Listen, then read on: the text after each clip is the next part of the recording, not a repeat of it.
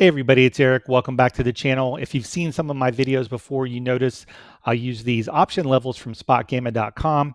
I love having these on the daily chart for SPX to kind of give me a sense of where the major options positioning are. These levels update every day, and you basically copy the data out into your TradingView indicator, and they will appear on the chart. Now, one of the things we talk a lot about in some of my groups and I post about is the call wall and the put wall. And the call wall and put wall tend to be the largest levels, but they're not always the most important ones. And this is a good example. So I wanted to kind of give a tip or trick for those that use SpotGamma or are interested in these levels. If I double click here, we're going to see all the major levels. And we'll notice first that the put wall is way down here at 5,500. This level just is not in play right now. This means nothing to me. It's too far away from the current price. We are down today off some tariff headlines or something. But anyway, it's way too far away for me to try to factor this into anything. With that said, we also have the call wall just above. It's kind of hard to read here. And we have a big level up here. So one of the things I kind of look for is where are the major levels in relation to price. So if I kind of zoom in here a little bit, these are the major levels.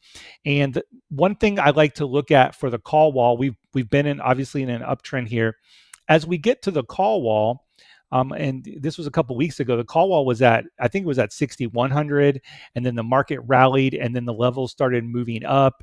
And so that's what you want to see. That's what bulls want to see, is these levels moving up.